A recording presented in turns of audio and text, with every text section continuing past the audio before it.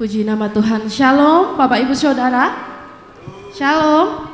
Bagaimana kabar hari ini? Luar biasa, amin. Amin, puji nama Tuhan. Kita mengucap syukur bahwa pagi hari ini kita bersama-sama boleh hadir di tempat ini untuk memuji memuliakan nama Tuhan. Mari sebelum itu kita bersama-sama mau satukan hati kita. Kita mau bersama-sama berdoa. Bapak kami ucap syukur Tuhan atas kasih setia Tuhan yang sungguh luar biasa atas kami ya Bapa. Sehingga pada pagi hari ini Tuhan kami boleh bersama-sama hadir di tempat ini untuk memuji, mempermuliakan nama-Mu ya Bapa. Kiranya Engkau yang bertahta atas pujian kami, Roh Kudus-Mu turun atas setiap kami, melanda setiap kami Tuhan. Ubah setiap hati kami Tuhan untuk menjadi hamba-Mu yang semakin hari semakin ingin menyembah Engkau lebih lagi ya Bapa. Bila mana dari antara kami Tuhan yang mengalami sakit Tuhan, kiranya Engkau sembuhkan dengan cara yang ajaib. Yang mengalami kekurangan Engkau cukupkan, bahkan Engkau berkati berlimpah ya Bapa. Bila mana setiap kami juga Tuhan mengalami duka cita ya Bapa, kiranya Engkau yang akan menghiburkan. Engkau memberikan sukacita lebih lagi atas kami ya Tuhan. Terima kasih Tuhan. Kau memberkati dari awal, pertengahan hingga akhirnya nanti ya Bapa. Kiranya Engkau saja yang bertahta atas pujian kami ya Tuhan. Terima kasih Tuhan. Terima kasih Yesus. Kami siap untuk memuji memuliakan nama-Mu di tempat ini. Hanya di dalam nama Tuhan kami Yesus Kristus. Haleluya. Amin. Kita bersyukur kita punya Tuhan yang baik. Kita bersyukur kita punya Tuhan yang sangat besar, sangat mulia. Mari kita bersama-sama menyatakan bahwa Yesus, Kau sungguh baik. Haleluya.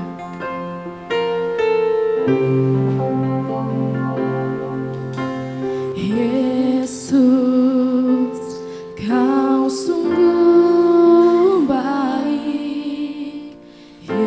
Yesus, nama-Mu indah. Yesus, ku cinta Kau selalu. Ku tinggikan, ku agungkan selamanya. Yesus, Kau sungguh baik. Yesus, Kau sungguh baik. Yesus, nama-Mu indah. Yesus, ku cinta Kau selalu. Ku tinggikan, agungkan Selamanya ku mau memuji-Mu, ku selalu puji-Mu, ku mau menyembah-Mu, ku selalu sembah-Mu. Kau yang layak terima semua pujian, kemuliaan hanya bagi Tuhan. Mari Bapak Ibu saya undang untuk bangkit berdiri. Kita pujikan lagu ini. Yesus, Kau sungguh baik. Yesus, Kau sungguh baik. Yesus, nama-Mu indah. nama-Mu indah. Yesus, ku cinta Kau selalu. Ku tinggikan, ku agungkan selamanya.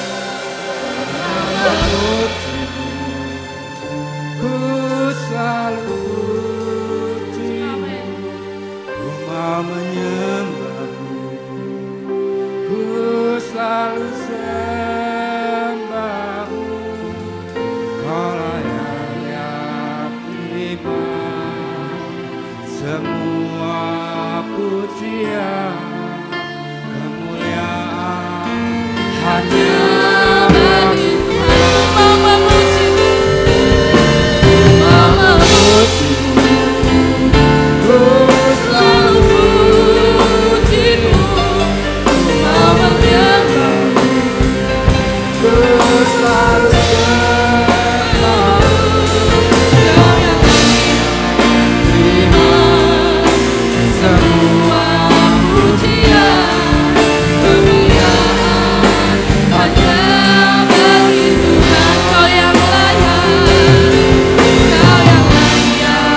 terima semua pujian, kemuliaan hanya bagi Tuhan. Kau yang layak terima semua pujian, kemuliaan hanya bagi Tuhan. Beri kemuliaan bagi Tuhan. Haleluya. Haleluya. Terima kasih Tuhan. Kami mau lebih lagi memuji meninggikan nama-Mu ya Bapa. Karena Engkau sungguh baik Tuhan. Kami mau terus memuji-Mu ya Tuhan. Engkau telah menyelamatkan kami Tuhan. Engkau telah menebus dosa setiap kami Tuhan. Karena Engkau sungguh baik Tuhan. Terima kasih Tuhan. Terima kasih Yesus. Hanya di dalam nama Tuhan kami Yesus Kristus, Juru Selamat kami yang hidup. Haleluya. Amin. Mari kita mau lebih lagi meninggikan nama Tuhan. Karena Dia telah mati bagi kita. Dia telah menyelamatkan hidup kita. Haleluya. Dia sungguh baik.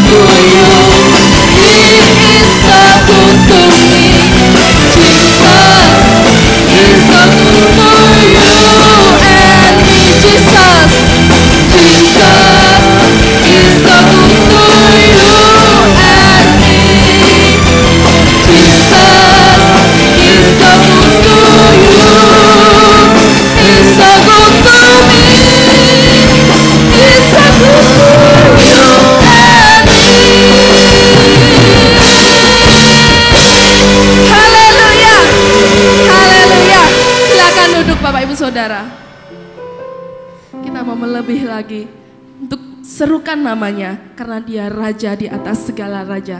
Haleluya.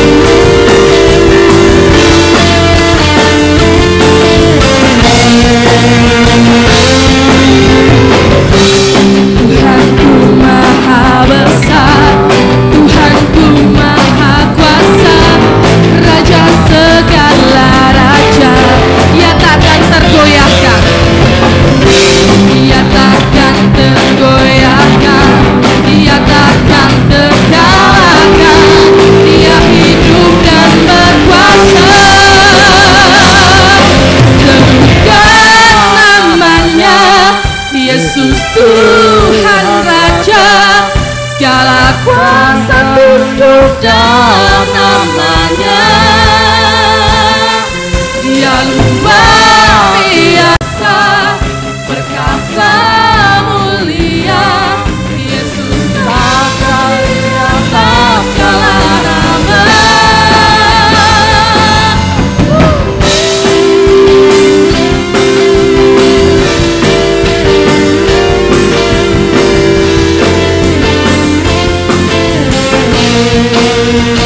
Sama-sama katakan, Tuhanku maha besar, Tuhanku maha kuasa, Raja segala raja.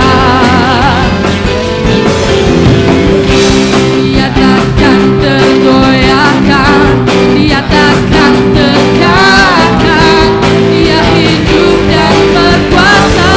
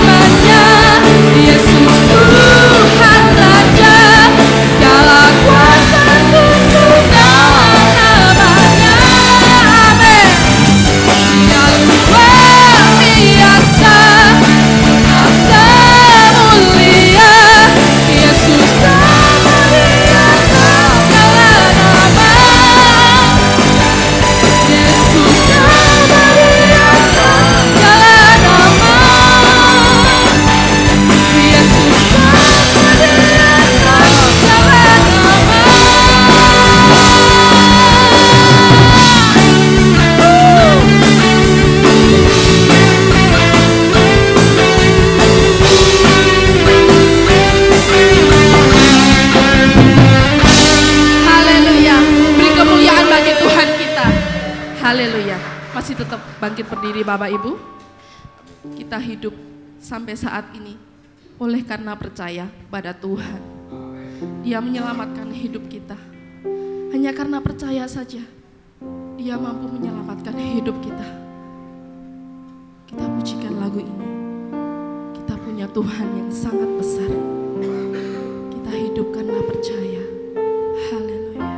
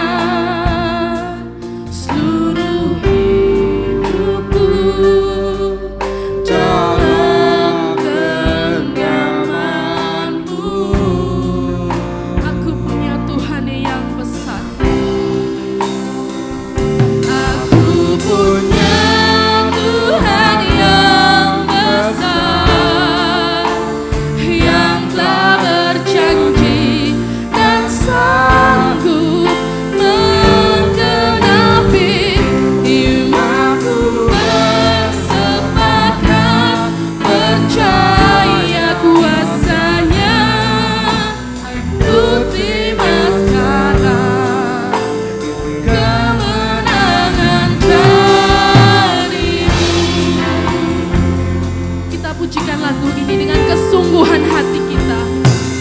Ku hidup karena percaya Kau yang berjanji setia. Pengharapanku hanya padamu Tuhan. Haleluya. Selalu ada di dalammu. Ku tidak akan menyerah meski dalam kesesakan. Seluruh hidupku dalam genggamanmu. Aku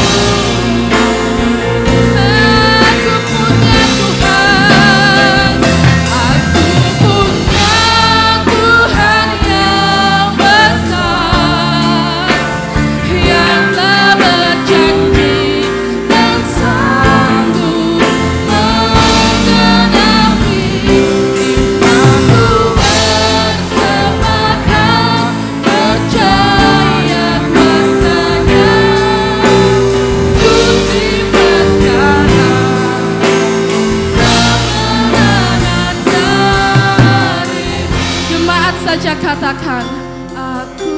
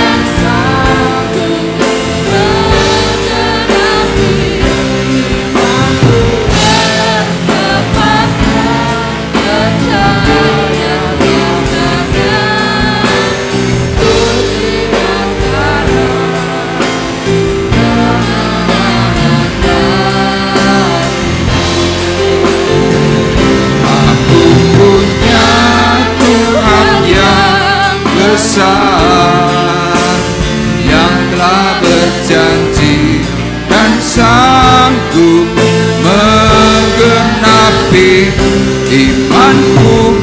Bersepakat percaya kuasanya, ku terima sekarang kemenangan darimu.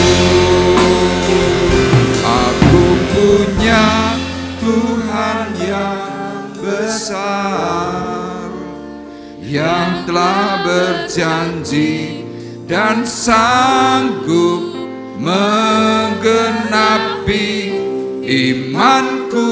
Bersepakat percaya kuasanya, ku terima sekarang kemenangan darimu.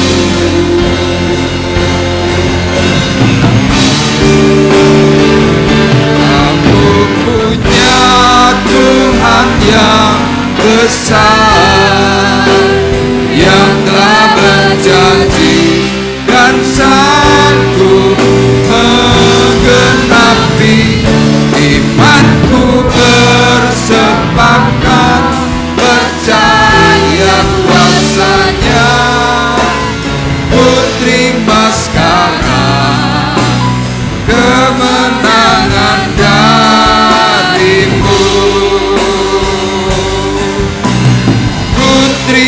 sekarang, ku terima sekarang, terima sekarang, ku terima sekarang terima sekarang kemenangan darimu.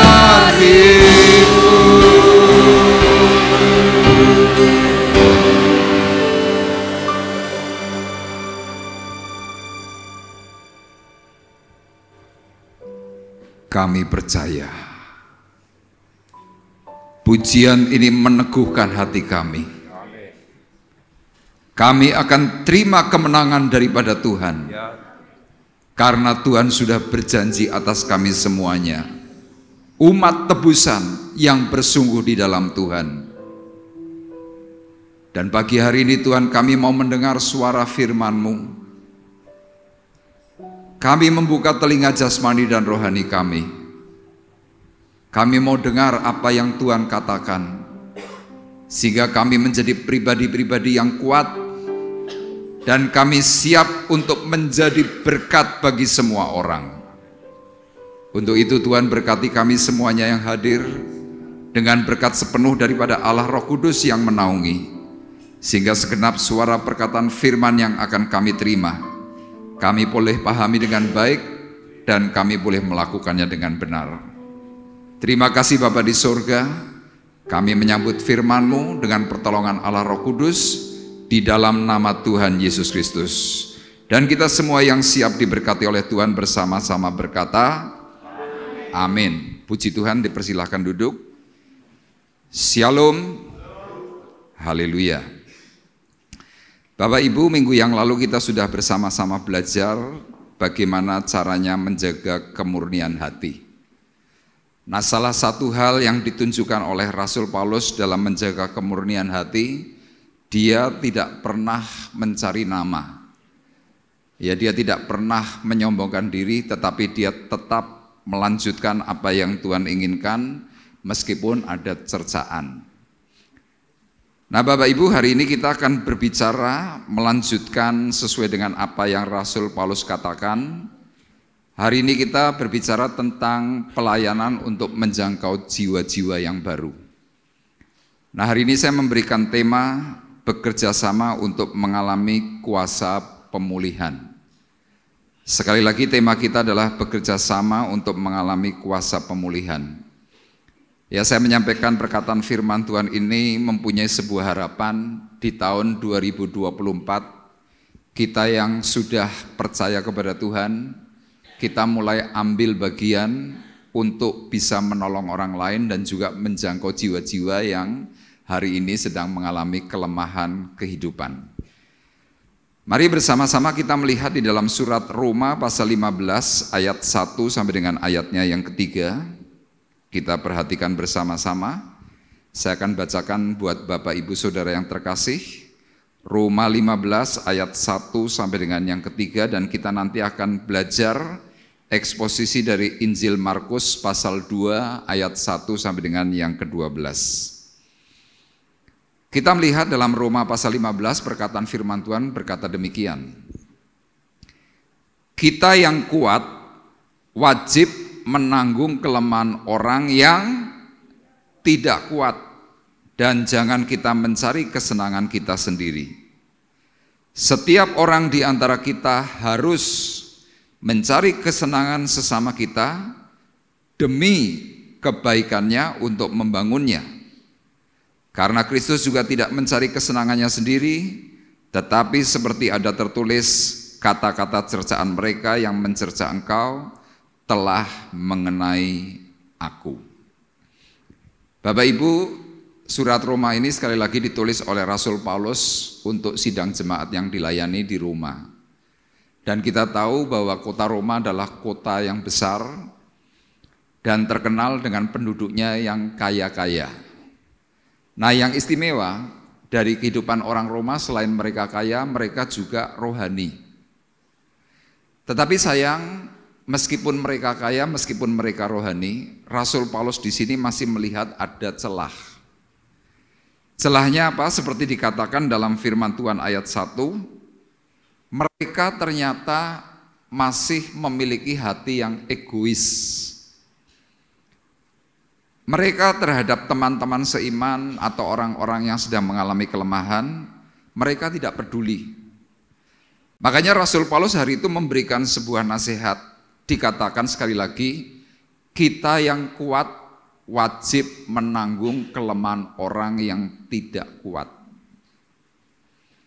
Dan jangan kita egois, kira-kira begitu. Nah, orang-orang Roma memang rohani, mereka kaya. Tetapi ketika mereka melihat ada orang susah, mereka tidak ambil bagian. Mereka acuh tak acuh, mereka masa bodoh, karena mereka berpikir ini bukan tugas dari jemaat, kira-kira seperti itu. Dan Paulus mencoba menekankan setiap orang di antara kita harus mencari kesenangan sesama. Ya, kalau kita yang sedang egois biasanya ya yang dipikirkan adalah kesenangan pribadi. Gak urusan teman kita, tetangga kita, keluarga kita modelnya seperti apa, mereka lemah, mereka sedang berkata aku gak kuat, kita cuek-cuek saja. Nah, ini merupakan sebuah keprihatinan. Dan Paulus mengingatkan kepada sidang jemaatnya bahwa dalam ayat 3, Paulus mencoba mengingatkan, memperbandingkan bahwa karena Kristus juga tidak mencari kesenangannya sendiri. Jadi kalau seandainya hari ini kita yang sudah percaya kepada Tuhan, kita memiliki materi secara baik, rohani kita juga baik. Bapak Ibu, pagi hari ini saya ajak, yuk kita bersama-sama mulai membantu orang-orang yang dalam kelemahan. Amin. Setuju enggak? Saya sangat setuju. Kenapa? Sesuai dengan tema di tahun 2024, terang itu datang, damai Allah itu memerintah. Nah, Rasul Paulus sendiri waktu melakukan seperti apa yang Tuhan lakukan, dia banyak disalahkan. Makanya dalam ayat 3 bagian akhir dikatakan demikian. Tetapi seperti ada tertulis, kata-kata cercaan mereka yang mencerca engkau, mencerca Tuhan, hari ini telah mengenai aku. Kira-kira Paulus berkata begitu. Jadi Bapak Ibu perlu saya ingatkan, ketika Bapak Ibu nanti membantu seseorang, nanti ada dua kubu. Yang pertama, kubu yang pasti suka. Kubu kedua, biasanya apa? Mereka tidak suka dengan bantuanmu. Kenapa? Dalam hal kita berbuat baik, dalam hal kita berbuat benar, pasti selalu ada yang namanya pro kontra.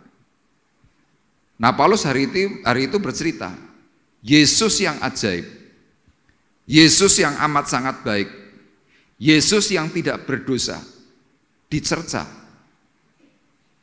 Dan rupanya cercaan yang pernah dialami oleh Yesus, hari itu Paulus juga mengalami. Makanya dia menuliskan kata-kata cercaan mereka yang tidak suka, yang mencerca Tuhan, hari ini telah mengenai aku. Nah, mungkin Bapak Ibu yang hari ini sudah mengambil bagian di dalam hal suka membantu orang lain, pernah atau mungkin sering enggak Bapak Ibu malah disalah-salahkan orang? Saya percaya pasti sering. Kenapa saya berani mengatakan pasti sering? Saya ngalami juga. Ya, saya punya sebuah pengalaman nolong orang, arti kata kalau seandainya orang ini tidak ditolong, pasti masuk rumah sakit jiwa. Saya melayani dengan baik, saya melayani dengan koridor yang Tuhan sudah berikan tentang pelayan Tuhan itu harus bagaimana. Tapi secara fakta ketika saya melakukan itu semuanya, tiba-tiba muncul kata-kata yang tidak enak di hati dan di telinga. Apa kata-katanya? Dasar pendeta bajingan. Wih, hati itu rasanya detik itu tuh kemeropoknya minta ampun. Sempat terlintas dalam pikiran, wah ngerti ngono di si ora tak tulungi. Tapi saya teringat dengan apa yang dikatakan oleh Rasul Paulus. Kata-kata cercaan mereka yang mencerca Tuhan, hari ini telah mengenai aku. Jadi saya berpikir memang anak-anak Tuhan yang benar harus siap untuk mengalami yang namanya tuduhan, mengalami yang namanya cercaan, mengalami dihina, mengalami tidak dihargai. Itu harus dialami. Kenapa? Karena Tuhan ingin supaya kita sebagai orang-orang yang terjun dalam pelayanan dan sungguh-sungguh cinta kepada Tuhan bisa merasakan penderitaannya Tuhan. Nah, dari perkataan firman Tuhan ini saya menemukan dalam eksposisi Markus pasal 2 ayat 1 sampai dengan ayatnya yang ke-12. Ya, bagaimana mereka bekerja sama yang pada akhirnya orang yang lemah itu bisa mengalami pemulihan. Yuk kita akan melihat dalam Markus pasal 2 ayat 5 kemudian ayat 10 sampai dengan yang ke-12, nanti saudari Rosa yang akan membacakan buat kita semuanya.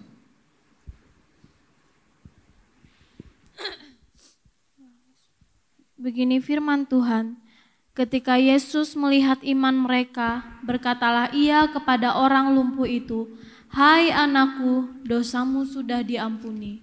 Ayat yang ke-10, tetapi supaya kamu tahu bahwa di dunia ini anak manusia berkuasa mengampuni dosa, berkatalah ia kepada orang lumpuh itu. Dan orang itu pun bangun, segera mengangkat tempat tidurnya dan pergi keluar di hadapan orang-orang itu, sehingga mereka semua takjub lalu memuliakan Allah, katanya, yang begini belum pernah kita lihat. Iya, ayat 11-nya ketinggalan, dikatakan, kepadamu kukatakan bangunlah, angkatlah tempat tidurmu dan pulanglah ke rumahmu. Jadi kalau Bapak Ibu perhatikan dalam Markus pasal 2 ayat 5, ayat 10 sampai dengan 12, di sini ada sesuatu peristiwa yang luar biasa, yaitu ada orang stroke tiba-tiba dipulihkan oleh Tuhan. Firman Tuhan sekali lagi berkata, ketika Yesus melihat iman mereka, berkatalah Yesus kepada orang lumpuh itu, "Hai anakku, dosamu sudah diampuni. Kepadamu kukatakan bangunlah, angkatlah tempat tidurmu dan pulanglah ke rumahmu." Ayat ini mau menceritakan kepada kita semuanya. Gara-gara ada 4 orang yang namanya tidak tertulis, di mana mereka juga tidak sedang cari nama, membawa satu orang yang stroke. Kalau dalam bahasa Inggris, kata lumpuh ini memakai kata palsy. Ya, kalau stroke wajah itu namanya Bell palsy, tapi kalau stroke secara tubuh itu palsy. Ya, kalau orang Tionghoa bilang itu apa? Stroke itu berarti pian sui, ya mati separuh. Itu stroke. Nah, kalau Bapak Ibu perhatikan secara baik, orang yang kena stroke, orang yang kena lumpuh itu sembuh bukan karena iman yang kena stroke. Jadi Bapak Ibu perlu ingat, kalau dalam sebuah peristiwa KKR, ya biasanya kan ada orang-orang yang dibawa itu dengan kursi roda, ada yang ditandu, ada yang digendong, ada yang dibopong, ada yang mungkin keple. Mereka ada yang membawa ketika KKR itu sedang terjadi di tengah lapangan yang mungkin jumlahnya puluhan ribu orang. Tanpa sentuhan, tanpa jamahan, hamba Tuhan itu mungkin hanya berteriak, "Sembuh!" Tiba-tiba mereka bisa sembuh. Sekarang yang menjadi pertanyaan, kenapa mereka bisa sembuh? Kenapa orang lumpuh ini kok juga bisa mengalami pemulihan dan sembuh, dan tiba-tiba dari kondisi stroke, kalau Bapak Ibu perhatikan dalam ayat 11, orang ini tiba-tiba tenaganya itu 100% pulih. Kenapa? Orang yang stroke ini diperintahkan oleh Tuhan, angkatlah tempat tidurmu dan pulanglah ke rumah. Bapak Ibu bisa bayangkan, padahal kalau orang stroke biasanya apa? Kehilangan semua tenaga dan daya. Benar-benar apa ya, keple kalau orang Jawa bilang. Tapi dalam waktu yang amat sangat singkat terjadi sesuatu keajaiban. Dan dalam ayat 12 dikatakan, dan orang itu pun bangun, segera mengangkat tempat tidurnya dan pergi keluar di hadapan orang-orang itu. Jadi artinya apa? Seperti tidak mengalami sesuatu yang mengerikan. Tiba-tiba bangun, tempat tidur itu langsung dibawa. Jadi Bapak Ibu bisa pahami betapa dahsyatnya kuasa Tuhan. Tapi yang menjadi pertanyaan, kenapa kuasa Tuhan itu bisa tiba-tiba muncul?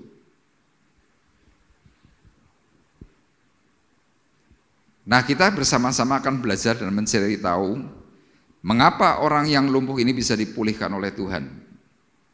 Yang pertama, karena ada kesatuan hati untuk rela melayani. Itu kunci. Ya, saya sangat percaya kalau di dalam pelayanan itu ada yang namanya tim. Termasuk dalam gereja ini ada yang namanya tim. Tim gereja itu biasanya apa? Gembala, pemuji, pemusik, pendoa. Di dalam gereja 4 unsur ini harus kuat. Kalau salah satu unsur tidak sesuai, gereja tidak bertumbuh. Salah satu unsur berkata, oh aku hebat, ini hakku. Gereja langsung rontok. Kenapa? Unsurnya tidak terpenuhi.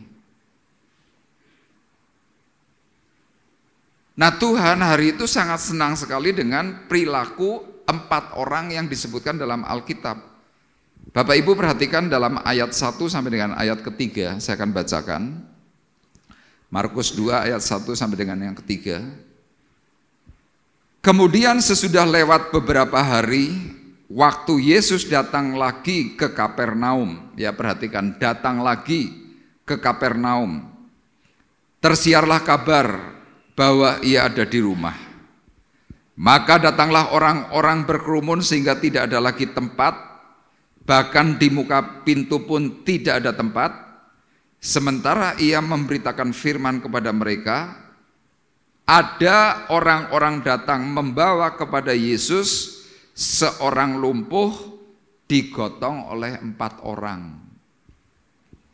Ini yang tadi saya sebutkan, 4 orang ini memiliki kesatuan hati untuk melayani orang yang lumpuh. Hari ini kita tidak hanya berbicara orang lumpuh karena benar-benar lumpuh secara medis disebut dengan stroke atau palsy, bukan.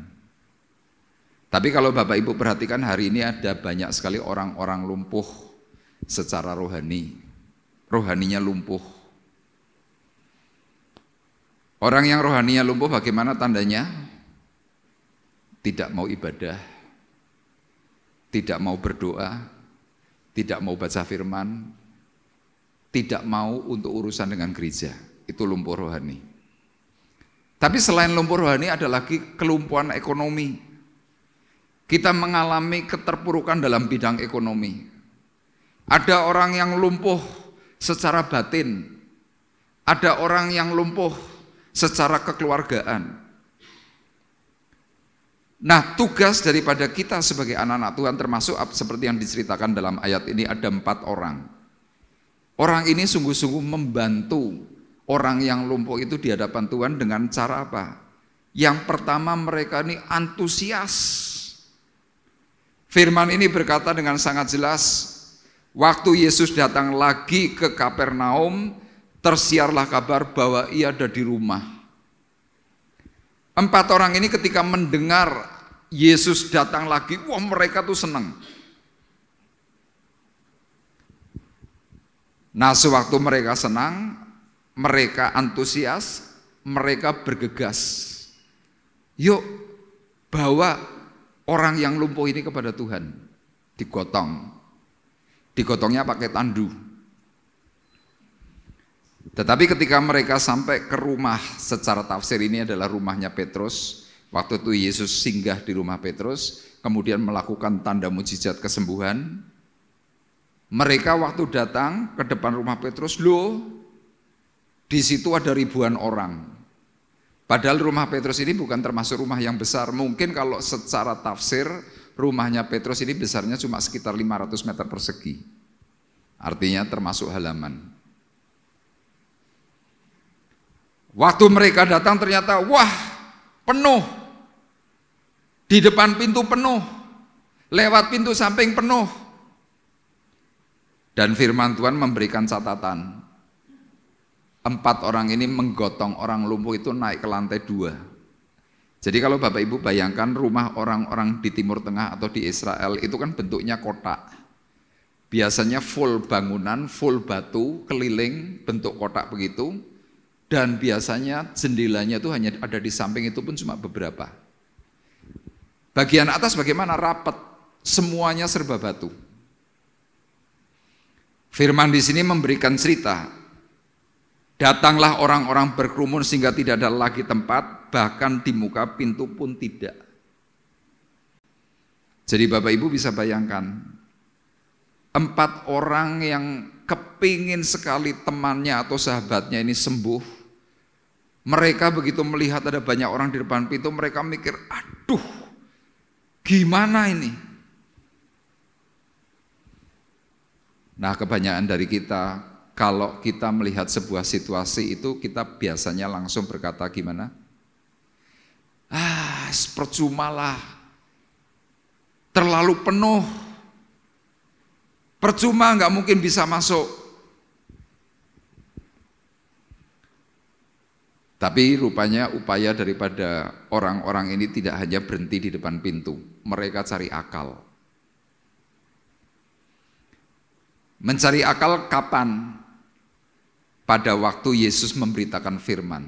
Ya biasanya orang menyampaikan firman itu kan pasti biasanya kurang lebih mungkin 1 jam. Kalau saya membayangkan Yesus itu kalau menceritakan firman mungkin bisa berjam-jam. Nah waktu ada firman Tuhan mereka berpikir gimana caranya ini supaya kami bisa ketemu dengan Tuhan. Naiklah mereka ke atas. Dan Bapak Ibu perlu ketahui, firman Tuhan di dalam ayatnya yang kelima dikatakan, ketika Yesus melihat iman mereka. Imannya siapa Bapak Ibu? Imannya 4 orang, bukan imannya si sakit. Waktu Yesus melihat iman 4 orang ini, berkatalah Yesus kepada orang lumpuh itu, hai anakku, dosamu sudah diampuni. Jadi hal yang pertama ini Bapak Ibu perlu pahami. Kalau kita sebagai anak-anak Tuhan mempunyai kesatuan hati untuk terjun di dalam pelayanan, saya berani pastikan, engkau punya iman yang hebat, engkau antusias di hadapan Tuhan, engkau mau bekerja sama tanpa menonjol, orang yang kita layani pasti sembuh. Amin. Jadi ini yang perlu kita pelajari, bahwa imannya Bapak Ibu ini bisa menolong orang yang lemah. Tapi seperti apa yang dikatakan firman Tuhan, 4 orang ini namanya tidak tertulis, tidak ada nama satupun. Artinya apa? Dalam ayat ini mereka mau menceritakan, kalau engkau memang mau melayani Tuhan, engkau nggak perlu menonjol, engkau nggak perlu terkenal, engkau nggak perlu merasa bahwa oh ini gerejaku, oh ini gereja yang mendirikan aku, nggak usah itu.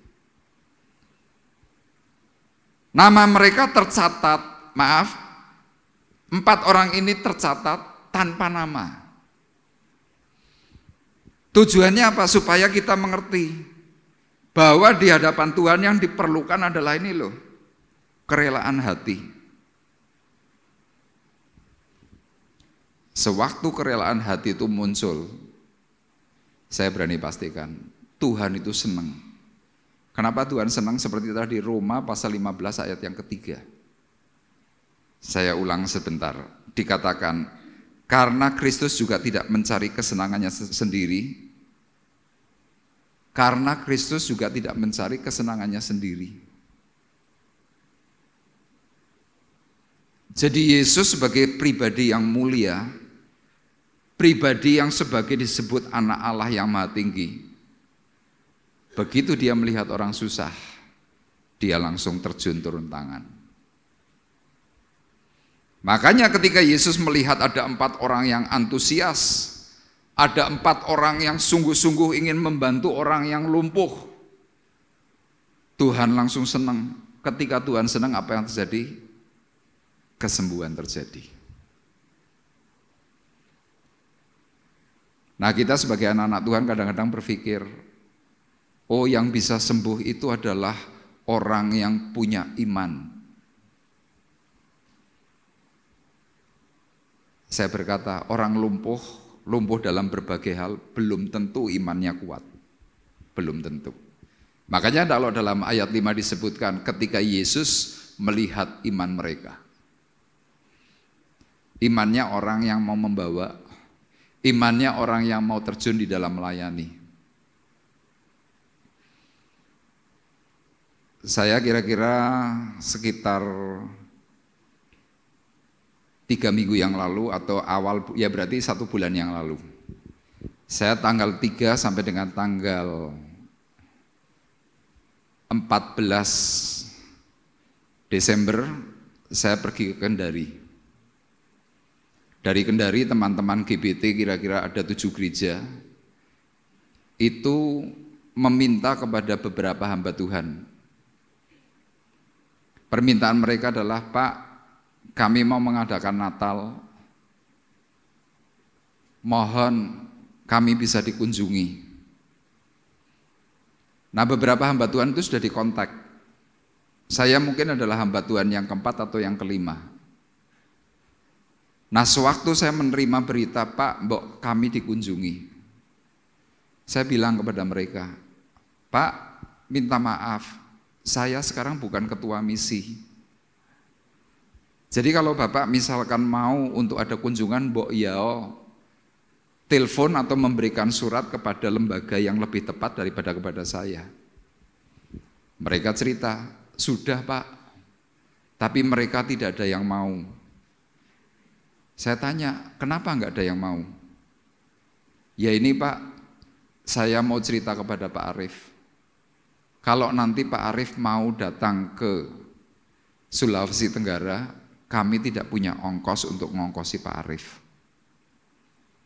Saya begitu dengar tidak ada ongkos, saya langsung batin, dalam batin.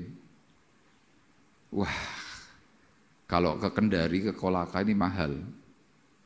Dan benar ketika saya cek, untuk pesawatnya pulang pergi itu hampir 6 juta. Belum makan, belum perjalanan darat, belum hotel.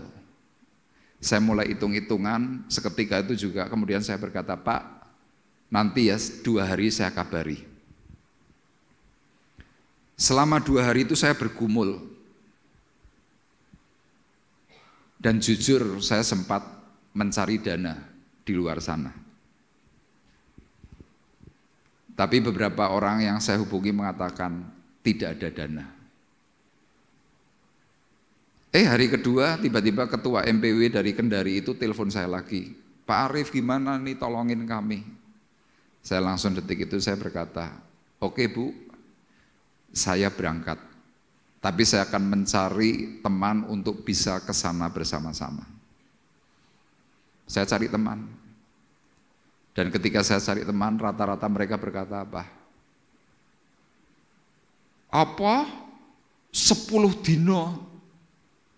Iya 10 hari, kita datang ke 7 tempat, saya bilang begitu, termasuk pergi ke Raha. Dan singkat cerita dari beberapa teman, bahkan saya godain mereka, naik kowe ora gelem mangkat tak bayari, saya bilang gitu. Singkat cerita tetap aja nggak ada yang mau berangkat. Saya berangkat tanggal 3 sore, kemudian pagi hari Senin tanggal 4 saya terbang ke Kendari. Perjalanan saya berangkat mulai dari jam 6 pagi sampai ke Kolaka itu kira-kira jam 8, setengah 8 malam, 13 jam perjalanan. Sesudah itu saya berkeliling-keliling. Di situ saya mulai ambil foto-foto, video gereja-gereja yang sedang mengalami kelemahan karena mereka tidak punya dana, kemudian hamba-hamba Tuhannya kasihan, ada yang tidak punya speaker, dan ada yang pastorinya itu kayak gubuk reot yang memang sudah siap ambruk. Saya foto, kemudian saya kirimkan kepada beberapa orang. Sudah saya lakukan cuma pekerjaan itu, saya khotbah Natal di 7 tempat termasuk Raha. Raha itu kalau dari kota Kendari itu nyebrang kira-kira sekitar 5 jam dengan kapal cepat. Dan kota Raha itu panasnya minta ampun, super panas. Saya mencoba jalan di tengah lapangan begitu, cuma 2 menit.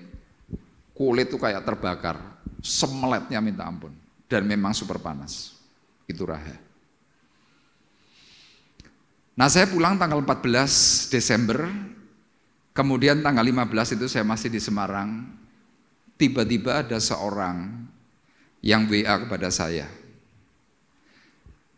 Dengan orang ini saya belum pernah ketemu. Saya tidak kenal juga siapa orang ini karena saya tidak tahu wajahnya. Orang ini tiba-tiba memberi respon kepada saya begini. Pak Arif, pastorinya kok kasihan sekali ya? Saya jawab, iya Pak. Tapi yang lebih kasihan Pak, gerejanya itu tidak punya sound system. Terus orang itu tanya, kalau menurut Bapak, kalau seandainya bangun pastori itu habisnya berapa? Saya nggak berani jawab itu, saya lebih banyak memberikan perkataan, Pak, kalau mau memberikan bantuan, beli speaker dulu aja. Mungkin sekitar 10 juta itu sudah baik untuk ukuran gereja yang besarnya kira-kira sekitar 8 kali 20. Saya perhitungkan kira-kira 10 juta. Tetapi karena dia bertanya lagi, kemudian saya jawab, Pak, kalau untuk masalah pembangunan ini mahal. Kira-kira mungkin secara sederhana dan layak pantas pakai mungkin antara 75 sampai 100 juta. Dan saya terkejut sekali, kaget. Tiba-tiba orang ini berkata melalui tulisan WA, dia ngomong begini, baik Pak, saya akan langsung kirimkan uang 100 juta kepada Bapak dan mohon Bapak aturkan untuk pembangunan pastori dan juga plus sound system. Detik itu juga saya kaget. Dan gak sampai 5 menit uang itu sudah ditransfer dan saya terima. Saya langsung berkata, Pak terima kasih dan lain sebagainya. Kemudian saya memberikan kabar kepada pendeta yang kasihan itu tadi, yang beberapa minggu yang lalu sudah saya sampaikan. Dia kecelakaan, patah kaki, sekarang deglok. Dia punya anak. Seperti apa? Artinya kekurangan ini daya pikir. Dan ketika saya mulai telepon kepada dia, saya awali dengan kata-kata, Pak, tolong segera telepon saya karena apa? Di sana nggak ada sinyal. Jadi saya hampir nunggu kira-kira 1–1,5 jam. Kemudian dia telepon. Kemudian saya ceritakan, Pak, puji Tuhan. Saya mau tanya kepada Bapak. Bapak ini kalau seandainya pastorinya dibangun itu kira-kira menghabiskan berapa? Orang ini berkata kepada saya begini, Pak Arif, sewaktu kemarin saya memberikan ucapan terima kasih kepada Pak Arif soal uang, saya juga titipkan proposal. Saya bilang, wah Pak maaf saya nggak tahu kalau itu proposal. Terus proposal berapa? Bapak kira-kira berapa? 73 juta. 73 juta itu selesai. Ya nanti nyicil Pak. Mungkin belum selesai semua karena plafonnya mungkin kurang. Saya langsung bilang, Pak, ini ada orang yang baik hatinya, dia mau mengkontribusi untuk pastornya Bapak. Tiba-tiba di belakangnya si hamba Tuhan ini ada suara begini. Saya tanya, loh Pak, itu siapa yang nangis? Istri saya. Loh kenapa nangis? Iya Pak, Bapak ngomong begini saya speaker dan istri saya tahu dan ini doa saya. Singkat cerita, gereja di Nekudu yang dinaungi oleh Bapak Pendeta Andreas Purwono yang saya ceritakan beberapa minggu yang lalu. Hari ini sudah punya dana 100 juta, speaker sudah saya kirim, kemudian uang untuk pembangunan bertahap itu nanti akan diberikan total. Minggu yang lalu saya sudah kirimkan 30 juta. Yang saya mau sampaikan di sini adalah ketika seseorang mau berbeban memikirkan untuk orang lain dan mau untuk korban, Tuhan bisa pakai tangan siapapun untuk bisa memberkati gereja yang non jauh di sana. Beri kemuliaan buat Tuhan. Saya begitu mendapatkan uang 100 juta, saya langsung telepon Pak Bram sebagai ketua misi departemen di Gajah Mada, BMA, Badan Misi Alpha Omega. Pak Bram, ada berita bagus. Apa Pak Arif? Pak Andreas Purwono yang gereja pastorinya ini hampir ambruk, dapat bantuan dari orang yang tidak saya kenal.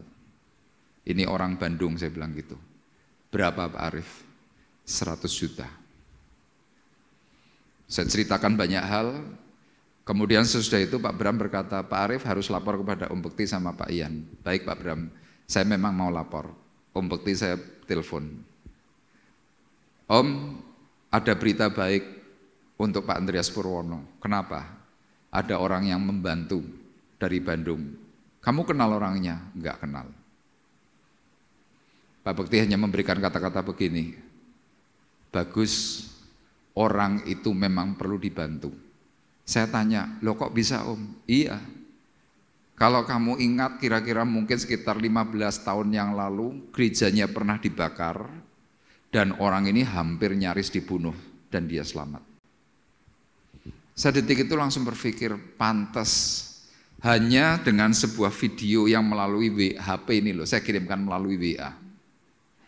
Tiba-tiba ada orang yang tergerak dan mau memberikan bantuan. Ternyata apa?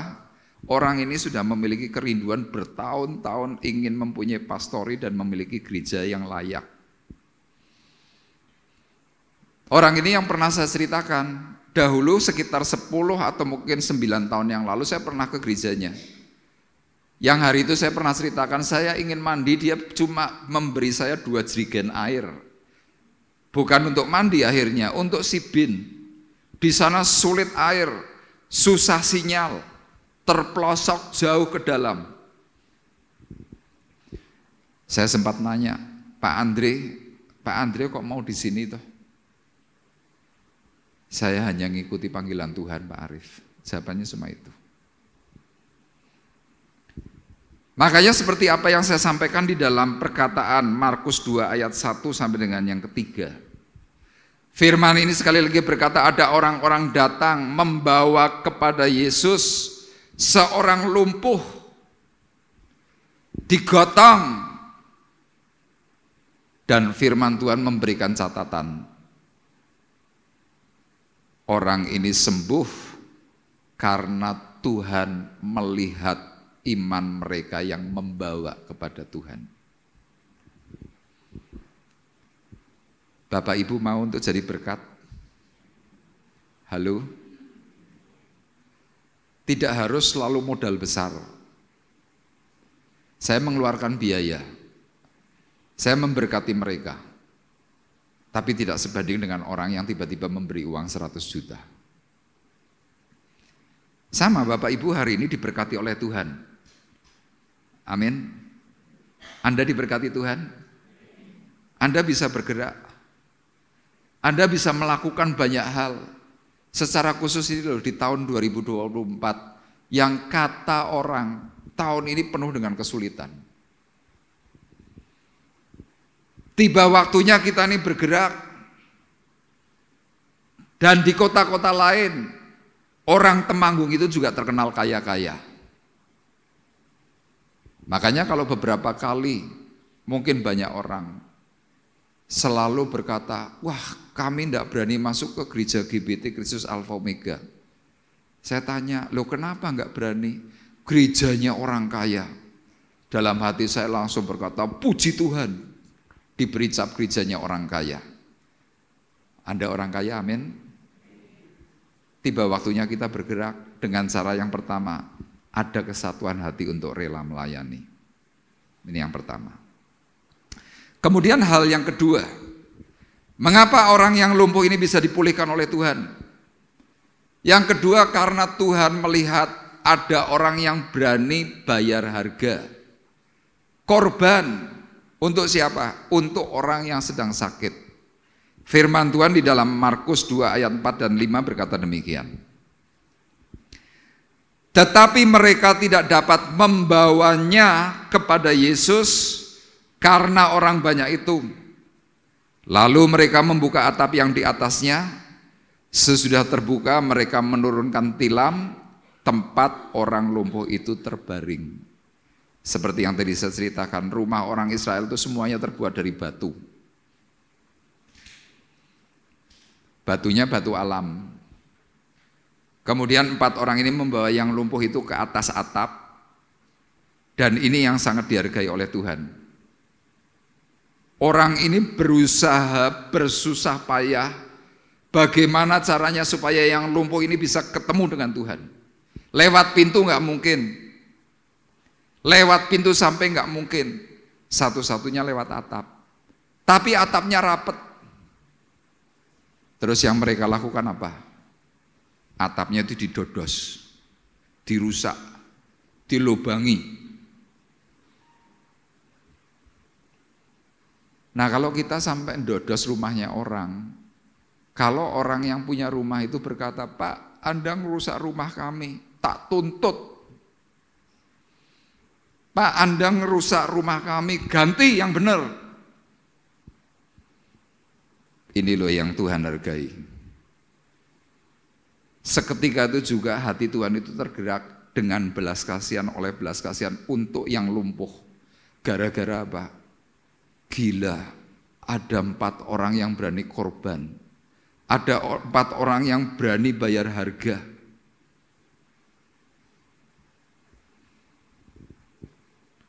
Bapak Ibu bisa bayangkan kalau di antara Bapak Ibu ini mau kompak, tidak lagi bikin kelompok, kompak.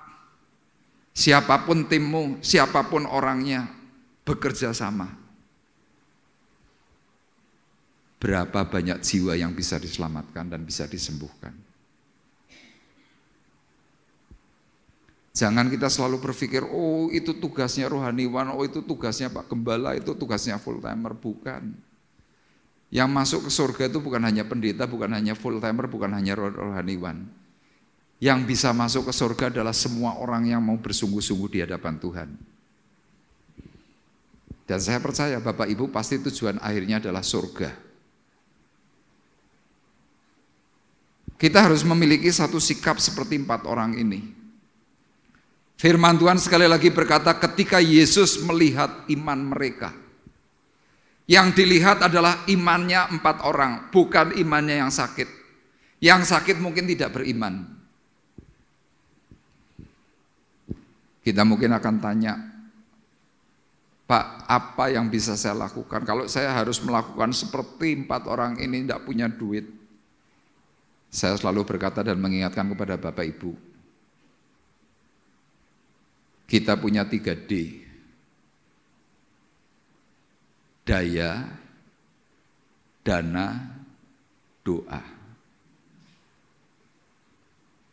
Saya punya tenaga. Saya harus pergi 11 hari. Buat saya tidak masalah. Saya izin kepada istri saya, Lian, aku tak pergi ke Sulawesi Tenggara ya. Yo, berapa hari? Total 11 hari. Kok suwi? Iya, 7 tempat.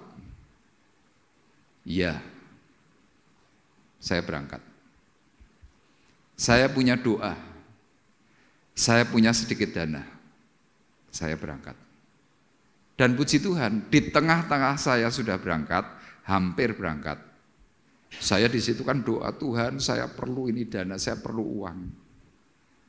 Ada orang yang ngirimi saya, ada yang 5 juta, ada yang 1 juta, ada yang 2 juta, saya kumpulkan.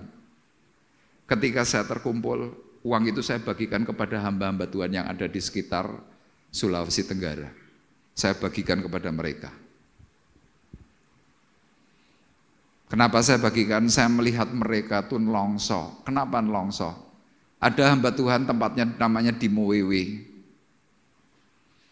Dari Kolaka perjalanan kira-kira hampir 2,5 jam, jalannya kelok jauh. Jalannya pun tidak baik. Dan ketika saya masuk ke gerejanya, atap gereja ini terbuat dari karung goni plastik.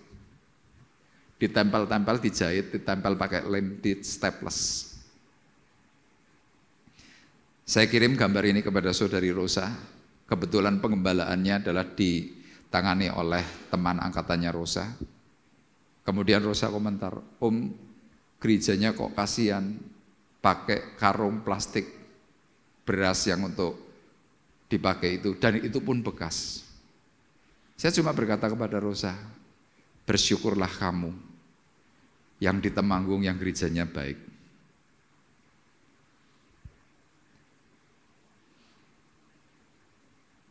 Kemudian di gereja yang lain sama.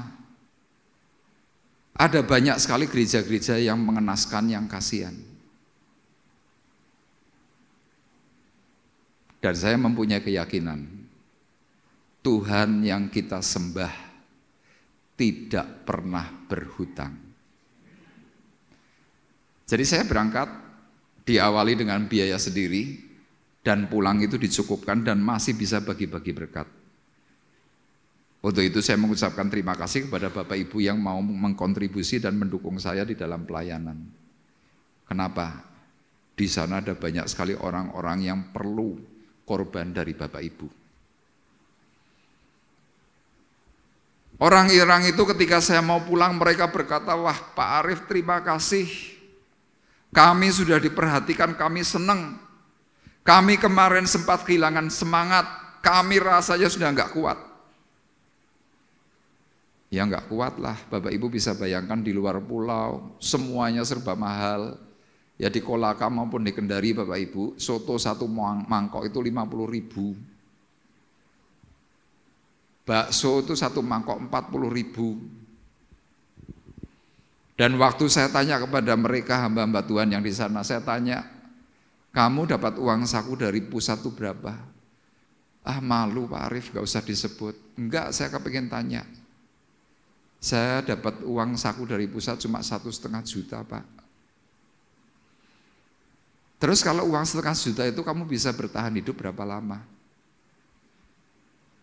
Ya enggak sampai 2 minggu sudah habis Pak. Terus selanjutnya ya kami punya iman. Seperti pujian tadi. Aku punya Tuhan yang besar, yang telah berjanji. Itu andalannya. Sama di hadapan Tuhan hari ini kalau Bapak Ibu mau respon dari apa yang Tuhan katakan, engkau korban, engkau berani bayar harga seperti 4 orang yang tidak tertulis namanya.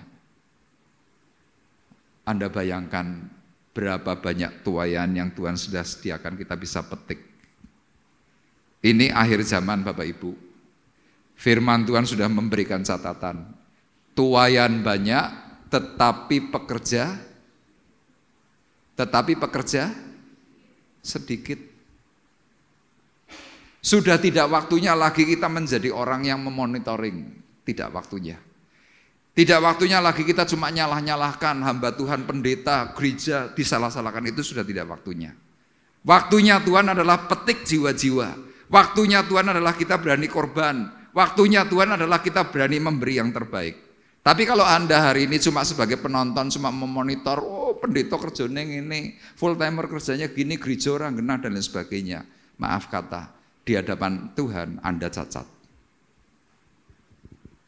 Tapi coba seperti 4 orang ini yang tidak disebut namanya, mereka mengambil bagian tanpa dipuji. Mereka berani berikan yang terbaik. Mereka berani korbankan uangnya, berani korbankan harkat dirinya, berani dimaki. Secara otomatis saya bayangkan bongkar rumahnya orang pasti dimaki-maki. Mungkin perkataannya bisa perkataan yang tidak baik. Oh setan kowe yo, nggawa wong loro tapi rusak umai wong, kira-kira begitu. Tapi mereka nggak peduli. Makanya lihat dari sebuah jerih lelah yang sungguh-sungguh di hati mereka. Yang muncul apa? Ada pemulihan. Itu yang kedua. Dan yang terakhir, yang ketiga. Mengapa orang lumpuh ini bisa dipulihkan oleh Tuhan?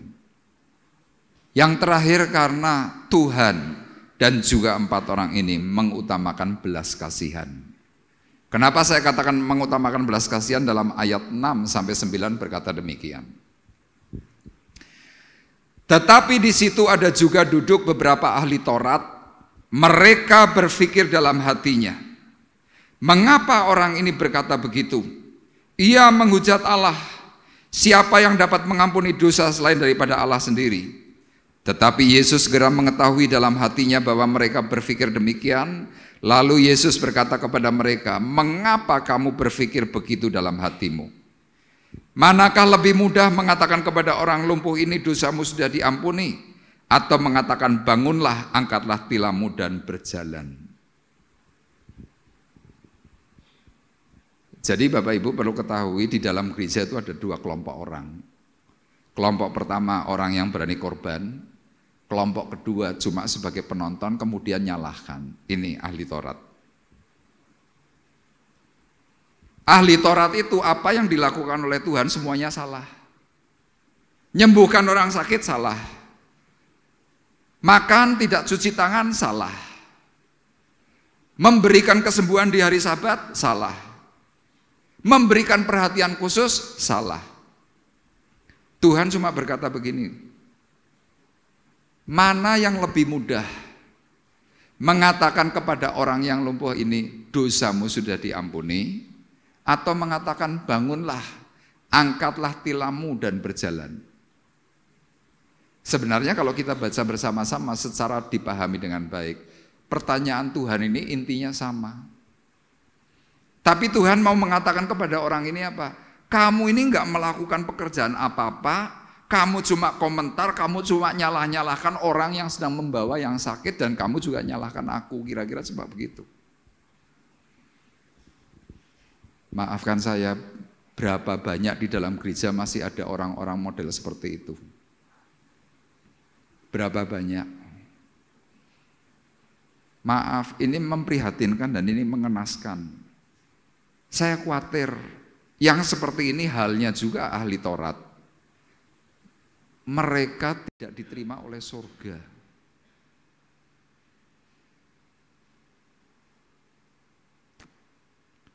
Apalagi kalau ada orang-orang yang sudah diberi hati ini loh untuk melayani, tapi ada yang nyerca. Kemudian yang terjadi apa? Orang yang sudah punya hati yang dicerca akhirnya ikut mundur gara-gara apa ya? Perkataan-perkataan yang tidak baik. Makanya saya dahulu ingat ketika gereja pertama kali dibangun di tempat ini, waktu itu masih bentuknya masih memanjang begini, masih 8 meter kali 20 meter. Kemudian gereja ini bisa berkembang. Saya masih ingat ada seorang yang baik hati mencoba membangun, ikut membantu dengan tenaganya. Ikut nyapu, ikut bersih-bersih gereja. Zaman hari itu belum pakai WA, belum pakai BlueBerry, tapi cuma pakai SMS. Orang itu di SMS dan lapor kepada saya. Kata-katanya apa saudara? Pakai bahasa Jawa.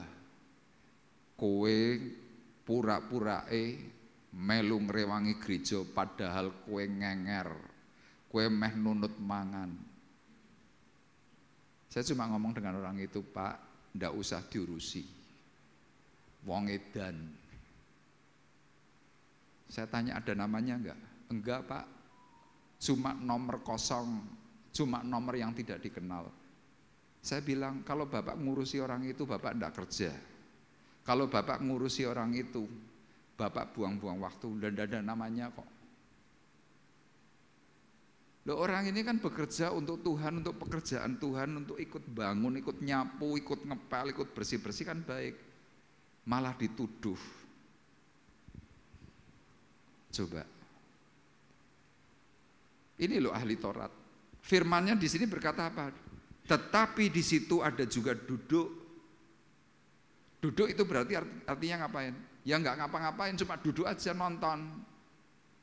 Tapi komennya banyak. Siapa yang komen? Ahli Taurat, orang Farisi. Siapa mereka? Orang yang setiap hari baca Alkitab. Orang yang setiap hari mungkin doa. Tapi NATO, not action, talk only. Tanpa aksi, tapi ngomong terus.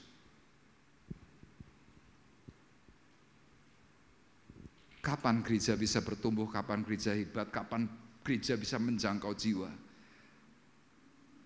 Anda hanya berkata gereja tidak bertumbuh dari dulu cuma segini, keluar masuk.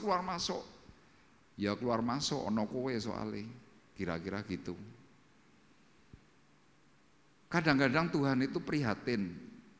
Bapak Ibu belum pernah menjadi posisi seperti saya sebagai gembala. Saya amat sangat prihatin. Saya sangat sedih, tapi saya nggak bisa berbuat apa-apa. Saya hanya bisanya cuma iya. Saya ingin berontak, tapi sudah nggak bisa. Kenapa? Pendeta berontak nanti jadi masalah. Tapi mari bersama-sama belajar seperti apa yang dikatakan firman Tuhan. Ada 4 orang yang tidak dikenal. 4 orang ini memberikan segala sesuatunya, memberikan perhatian, mereka kerjasama, mereka menaruh hati untuk 1 orang yang lumpuh. Hari ini di sekeliling Bapak Ibu banyak orang lumpuh. Lumpuh macam-macam. Tiba saatnya kita mengambil bagian untuk bisa bersama-sama mempermuliakan nama Tuhan, menjangkau jiwa, dan banyak yang diselamatkan. Amin. Tuhan memberkati kita semuanya. Kita akan menaikkan pujian, berikanku hati seperti hatimu. Berikanku hati seperti hatimu, yang penuh dengan belas kasihan. Berikanku mata seperti matamu, memandang tuayan di sekelilingku. Berikanku hati, berikanku hati seperti hatimu, yang penuh dengan belas kasihan. Berikanku mata seperti matamu, memandang tuayan di sekelilingku. Berikanku tanganmu untuk melakukan tugasku. Berikanku kakimu melangkah dalam rencanamu.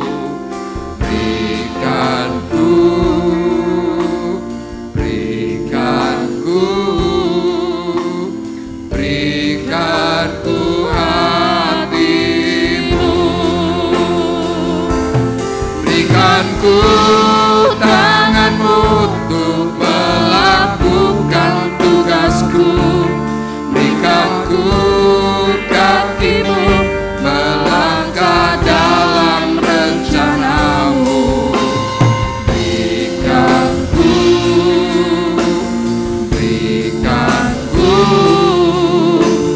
Berikanku hatimu.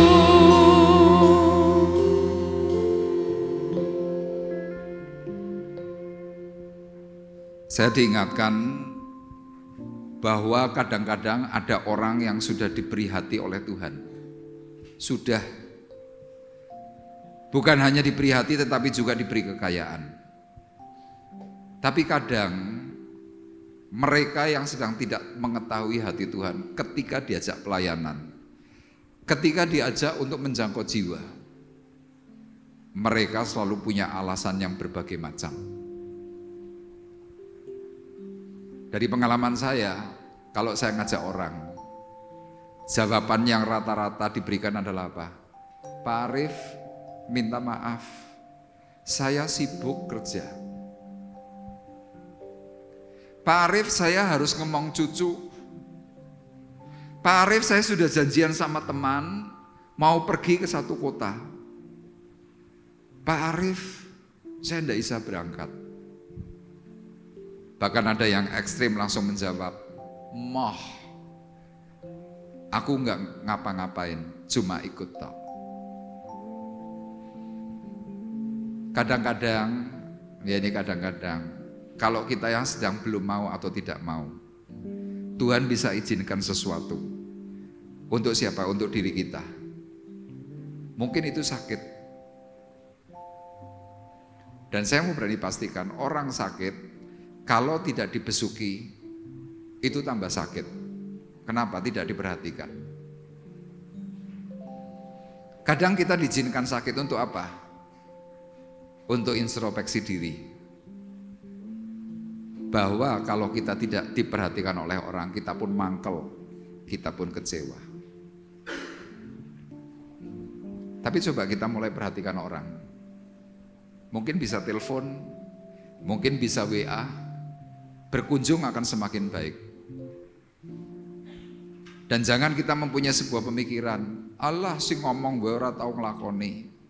Seperti tadi saya katakan, kunjungan atau apapun tidak perlu harus difoto, kunjungan atau apapun tidak perlu harus diupload dan tidak harus selalu diberitahukan kepada orang lain. Tapi coba beri perhatian yang khusus. Supaya apa?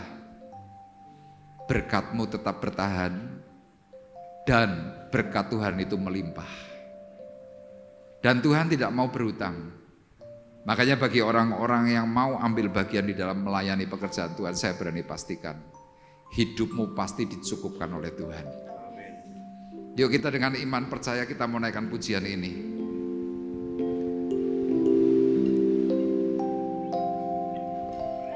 Berikan ku hati seperti hatimu yang penuh dengan belas kasihan. Berikan ku mata seperti matamu memandang tuaian di sekelilingku. Berikan ku tanganmu untuk melakukan tugasku. Berikan ku kakimu melangkah dalam rencanamu. Berikan ku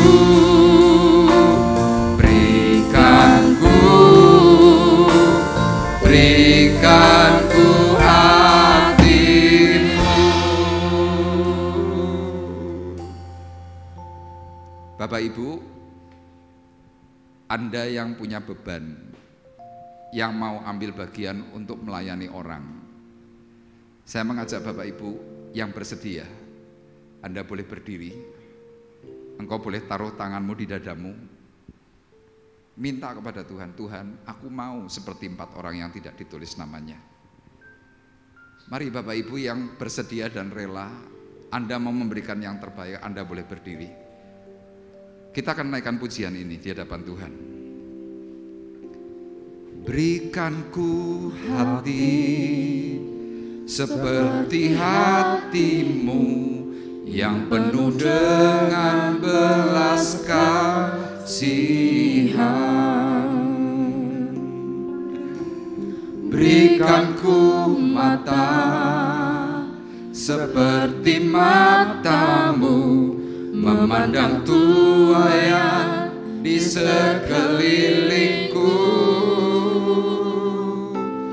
Berikan ku tanganmu untuk melakukan tugasku. Berikan ku hatimu melangkah dalam rencanamu. Berikan ku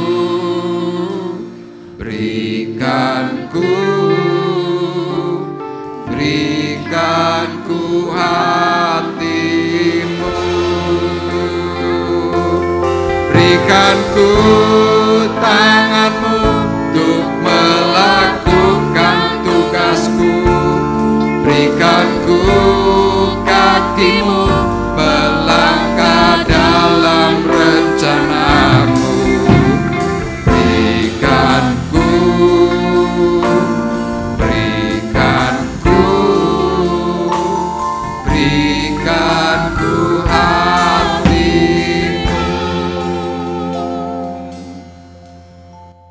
Kita bersama-sama berdoa. Tuhan Bapa di sorga, di hadapan-Mu ada anak-anak-Mu yang cinta kepada Engkau. Mereka berdiri untuk menyerahkan hidup, memperlengkapi pekerjaan Tuhan di muka bumi.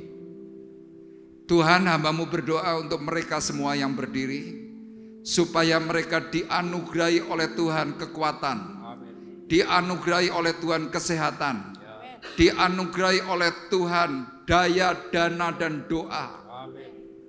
Dan secara khusus Tuhan, hamba-Mu berdoa supaya Engkau juga perlengkapi mereka semua dengan materi yang semakin baik, sehingga keluarga mereka masing-masing diberkati, dan mereka bisa membalaskan kebaikan yang Tuhan sudah nyatakan melalui pekerjaan yang Tuhan berikan, melalui setiap pelayanan-pelayanan yang mereka boleh ambil dan Tuhan beri di dalam hati mereka.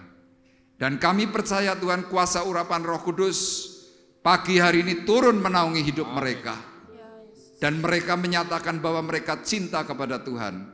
Dan biarlah Tuhan firman-Mu tergenapi.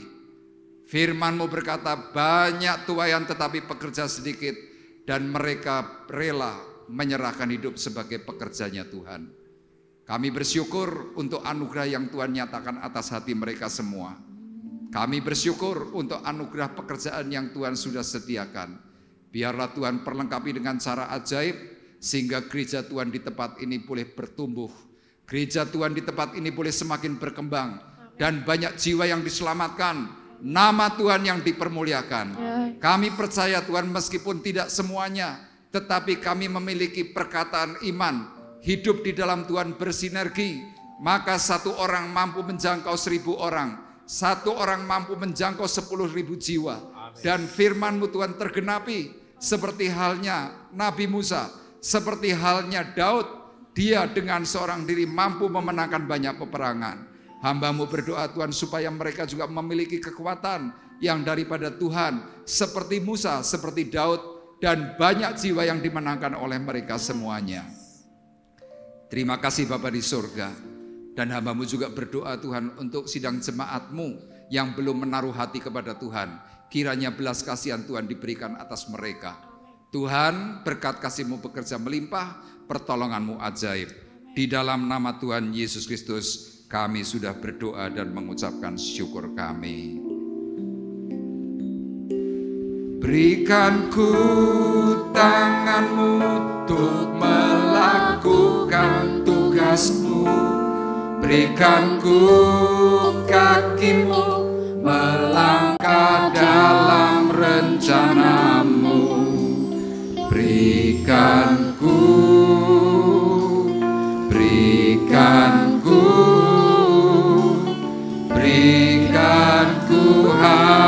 hati-Mu. Berikan ku tangan-Mu untuk melakukan tugas-Mu. Berikan ku kaki-Mu melangkah dalam rencana-Mu. Berikan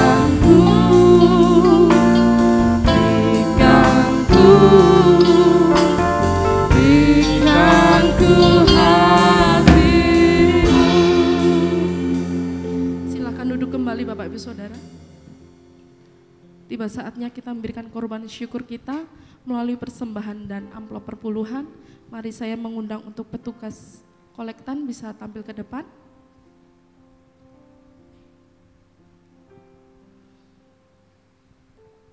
Dengan kasih Kristus Bapak Ananto berdoa untuk persembahan. Haleluya Yesus. Bapa dalam surga, kami mengucap syukur buat kasih anugerah-Mu pada pagi hari ini Tuhan. Bersyukur buat berkat firman-Mu pada pagi hari ini Tuhan. Mari Tuhan, berikan hati-Mu kepada kami Tuhan. Hati yang melayani ya Tuhan. Beri satu kesatuan hati kepada kami Tuhan. Supaya kami boleh melayani Engkau ya lagi ya Tuhan. Terima kasih Tuhan. Terima kasih Roh Kudus.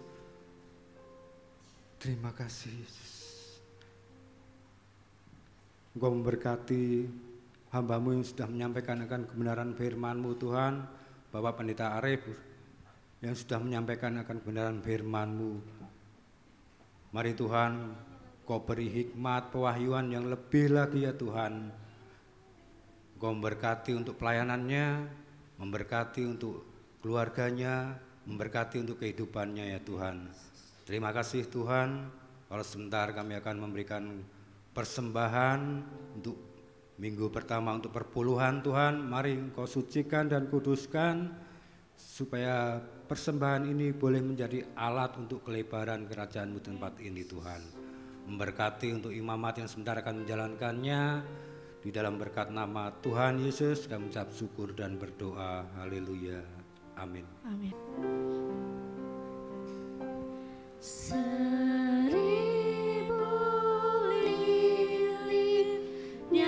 Nyalakan di tengah dunia, biar sinarnya menyatakan kemuliaan surga. Wartakan pada dunia kabar sukacita. Telah lahir Yesus penebus, juru selamat kita. Hai bintang indah Betlehem, kiranya sinarmu bawa harapan dan damai, bahagia di kalbu.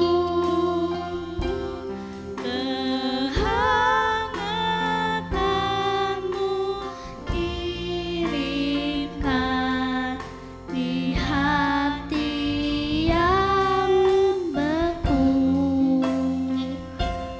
Kehangatan